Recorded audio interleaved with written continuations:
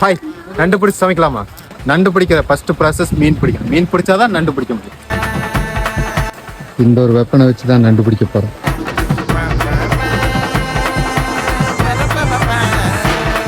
இந்த நார் எடுத்துறானு, இதுக்குள்ளே இருக்கிறது சுத்தமாக எடுத்துறானு. அப்புறம் இந்த சைடில் இதை எடுக்கணும். அப்புறம் இதை எடுத்துறானு.